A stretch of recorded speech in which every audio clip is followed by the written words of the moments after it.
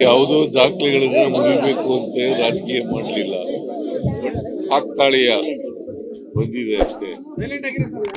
ದೇವರಾಜ ಅರಸರವರು ಎಷ್ಟು ವರ್ಷ ಮಾಡಿದ್ದಾರೆ, ಎಷ್ಟು ದಿನಗಳು ಮಾಡಿದ್ದಾರೆ ಅನ್ನೋದು ಗೊತ್ತಿರಲಿಲ್ಲ.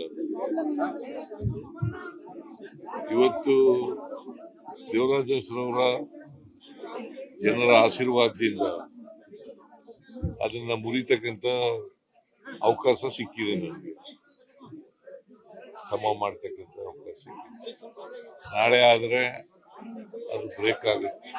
ಗೊತ್ತಿಲ್ಲ ನನಗೆ. ನಾಳೆ ಬ್ರೇಕ್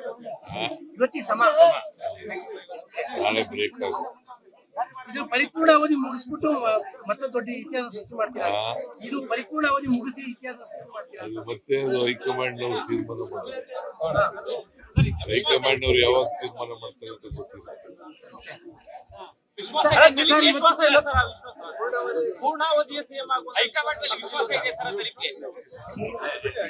ಇದೆ. ವಿಶ್ವಾಸ ಇಲ್ಲದೆ ಚೀಫ್ ಮಿನಿಸ್ಟರ್ ಪೂರ್ಣಾವಧಿ ಸಿಎಂ ಆಗ್ತಿರೋ ವಿಶ್ವಾಸ all depend upon high command's decision. Sir, but ಇವತ್ತು ಎಲ್ಲಾ ಕಡೆಯಲ್ಲೂ ಕೂಡ ನಾಟಿ ಕೋಳಿ ಪಲಾವ್ ಅಂತ ನಾಟಿ ಕೋಳಿಗೆ ಬ್ರಾಂಡ್ ಅಂಬಾಸಿಡರ್ ಆಗ್ಬಿಟ್ಟಿದ್ದೀರಾ. ನಾಟಿ ಕೋಳಿ ಪಲಾವ್ ಹಂಚ್ಬಿಟ್ಟಿದ್ದಾರೆ ಅಭಿಮಾನಿಗಳು. ಅಲ್ಲಲ್ಲ, ರಾಜ್ಯಾದ್ಯಂತ I do not know about it. ನನಗೆ ಗೊತ್ತಿಲ್ಲ, ಮತ್ತೆ ಯಾರು ಮಾಡ್ತಾ ಇದ್ದಾರೆ ಅಂತ ಗೊತ್ತಿಲ್ಲ. ಅಲ್ಲ, ನಿಮಗೆ ಗೊತ್ತಾಗಲ್ಲ ಸರ್. ನಾನು ಹಳ್ಳಿಯವನಲ್ವಾ. ಸಾಮಾನ್ಯವಾಗಿ ನಮ್ಮ ಹಳ್ಳಿನಲ್ಲಿ ನೆಂಟರು ಬಂದಾಗ ಮಾತ್ರ ನಾಟಿ ಕೋಳಿ ಕುಯ್ಯರು, ನೆಂಟರುಗಳು ಬಂದಾಗ.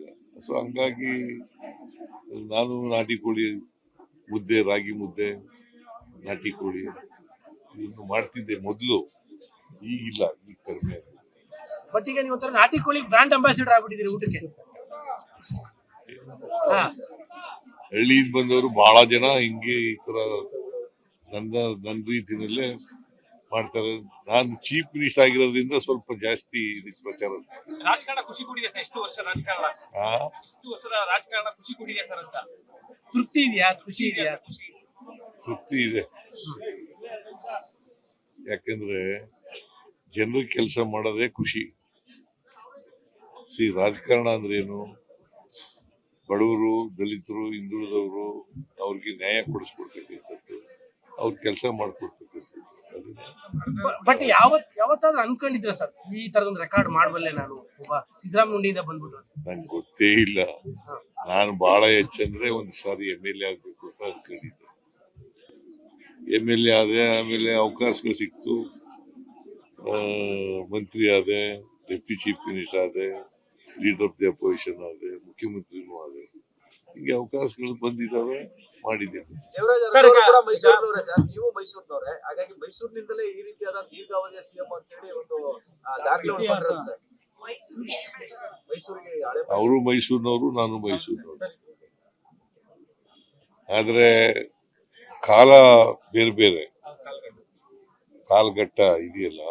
ಅವರಿದ್ದಂತ ಕಾಲ 72ರಿಂದ 80ರವರೆಗೆ ಇದ್ರು ಅವರು. ನಾನು 2 ಟರ್ಮ್ ಇದ್ದೀನಿ. 83ರಿಂದ ಅಲ್ಲ 2013ರಿಂದ 18ರವರೆಗೆ, ಮತ್ತೆ 2023ರಿಂದ ಇಲ್ಲಿವರೆಗೆ ಇದ್ದೀನಿ. ಮುಂದೆ ಹೈಕಮಾಂಡ್ ಅವ್ರು ಏನ್ ತೀರ್ಮಾನ ಮಾಡ್ತಾರೆ ನೋಡ್ಕೊಂಡು. ಪ್ರಬಲ ಜಾತಿಗಳ ನಡುವಿನ ಇಷ್ಟೊಂದು ಪೈಪೋಟಿ ನಡುವೆ ಕುರುಬ ಸಮುದಾಯದಿಂದ ಬಂದ್ಬಿಟ್ಟು ಈ ಲೆವೆಲ್ ಬರೋದು ಈಸಿ. ಜನರ ಆಶೀರ್ವಾದ ಅಂತ ಹೇಳಿದ್ನಲ್ಲ ಸರ್. ಈಗ ರಾಜಕಾರಣದ ಪ್ರಮುಖ ಘಟ್ಟದಲ್ಲಿದ್ದೀರಿ, ಜನಕ್ಕೆ ಇನ್ನೂ ಮಾಡ್ಬೇಕು ಇಂಥದ್ದೊಂದು ಪ್ರಮುಖವಾದ ವಿಚಾರಗಳನ್ನ ಇಟ್ಕೊಂಡಿದ್ದೀವಿ. ನೋಡಪ್ಪ, ಸಮಾಜದಲ್ಲಿ ಇನ್ನೂ ಅಸಮಾನತೆ ಇದೆ. ಅಸಮಾನತೆ ಹೋಗೋವರೆಗೂ ನಾವು ಸಾಮಾಜಿಕ ಎಲ್ರಿಗೂ ನ್ಯಾಯ ಸಿಕ್ಕವರೆಗೂ ಹೋರಾಟ ಮಾಡ್ತಲೇ ಇರ್ತೀವಿ, ಮತ್ತೆ ಆ ಜನಗಳ ಕೆಲಸ ಮಾಡ್ತೇವೆ. ಸಾಕಷ್ಟು ಪ್ರೋಗ್ರಾಮ್ ಕೊಟ್ಟಿದ್ರಲ್ಲ ಸರ್. ಈಗ ನೀವು ಇನ್ನು ಜನಕ್ಕೆ ಈ ತರದ ಮೈಸೂರಿಗೆ ಅಥವಾ ರಾಜ್ಯಕ್ಕೆ ಈ ಬಾರಿ ಬಜೆಟ್ ನಲ್ಲಿ ಬಂದ್ಮೇಲೆ ನೋಡಿ. ರಾಜ್ಯಕ್ಕೆ ಬಳ್ಳಾರಿಯ ವಿಚಾರದಲ್ಲಿ ಈಗ ಏನೋ ಪ್ರತ್ಯೇಕ ತನಿಖೆ ವಿಚಾರದಲ್ಲಿ ತೀರ್ಮಾನ ಆಗ್ತಿದೆ. ನಾನು ಇವ್ರ ಜೊತೆ ಹೋಮ್ ಮಿನಿಸ್ಟರ್ ಜೊತೆ ಮಾತಾಡ್ತೀನಿ, ಗೊತ್ತಿಲ್ಲ ನನಗೆ. ಈಗ ಇನ್ವೆಸ್ಟಿಗೇಷನ್ ನಡೀತಾ ಇದೆ. ಸೊ ಇನ್ವೆಸ್ಟಿಗೇಷನ್ ನಡೆದು ಈಗ ಕೆಲವ್ರನ್ನೆಲ್ಲ ಅರೆಸ್ಟ್ ಮಾಡಿದ್ದಾರೆ. Investigation is going on. Investigation ಮಾಡಲಿ. ಅಲ್ಲ, ಕುಮಾರಸ್ವಾಮಿ ಅವರು ನಿನ್ನೆ ಯಾಕೆ 2 ಬಾರಿ ಪೋಸ್ಟ್ ಮಾರ್ಟಮ್ ಮಾಡಿದ್ರು, ಏನ್ ಇದರಿಂದ ಉದ್ದೇಶ, ಏನೋ ದುರುದ್ದೇಶ ಇದೆ ಅನ್ನುವಂಥ ಆರೋಪಗಳನ್ನ ಮಾಡಿದ್ದಾರೆ. ಸಿಬಿಐ ತನಿಖೆ ಯಾವಾಗಲೂ JDSನವರು BJPಯವರು ಕಾನೂನು ರೀತಿ ಮಾತಾಡಲ್ಲ, ಅವ್ರು ರಾಜಕೀಯವಾಗಿ ಮಾತಾಡಲ್ಲ. ಅವ್ರು ರಾಜಕೀಯವಾಗಿ ಹೇಳಿದ್ದಾರೆ, ನೋಡೋಣ. ಸರ್, ನಿನ್ನೆ ವೇಣುಗೋಪಾಲ್ ಅವರನ್ನ ಭೇಟಿ ಮಾಡಿದ್ರಿ. ವೇಣುಗೋಪಾಲ್ ಅವರು ವೇಣುಗೋಪಾಲು ಇದರಿಂದ ವಯನಾಡಿಂದ ಈ ಕಡೆ ಬಂದು ಬೆಂಗಳೂರಿಗೆ ಹೋದರು, ಬೆಂಗಳೂರಿಂದ ಡೆಲ್ಲಿಗೆ ಹೋದರು. ಹಾಗೆ ಮೈಸೂರು ಬಂದ್ರಲ್ಲ, ಭೇಟಿ ಮಾಡೋಣ ಅಂತ ಮಾಡಿದ್ದೆ. ಪುನರಚನೆ ವಿಚಾರ ಏನಾದ್ರು ಮಾತಾಡ್ತೀರಾ ಸರ್ ಡೆಲ್ಲಿಲಿ? ಸಂಪುಟ ಪುನರಚನೆ ವಿಚಾರ ಏನಾದ್ರು ನೋಡೋಣ, ಅವ್ರು ಕರೀಲಿ ಮಾತಾಡ್ತಾರೆ. ಸರ್, ಈಗ ಭೋಗದಿ ಪಟ್ಟಣ ಪಂಚಾಯತ್ ಒಂದು ಹುಡುಗ ಕೆಲಸ ಮಾಡ್ತಾ ಸರ್. ಕೇರ್ಗಳ್ಳಿಯಲ್ಲಿ ಕಲುಷಿತ ನೀರು ಸೇವನೆ ಮಾಡಿ ಒಂದು ಹುಡುಗ ಸತ್ತೋಯ್ತು.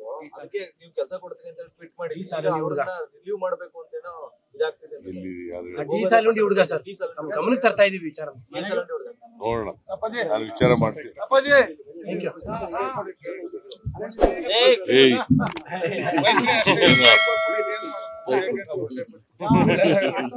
ಗುಂಡಿಯವರು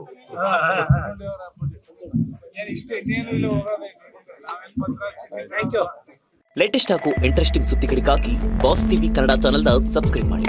ಹಾಗೆಯೇ ಬೆಲ್ ಐಕಾನ್ ಪ್ರೆಸ್ ಮಾಡಿ. ಇದರ ಜೊತೆಗೆ ಫೇಸ್ಬುಕ್, ಇನ್ಸ್ಟಾಗ್ರಾಮ್, ಎಕ್ಸ್ನಲ್ಲೂ ಮಿಸ್ ಮಾಡದೆ ಫಾಲೋ ಮಾಡಿ.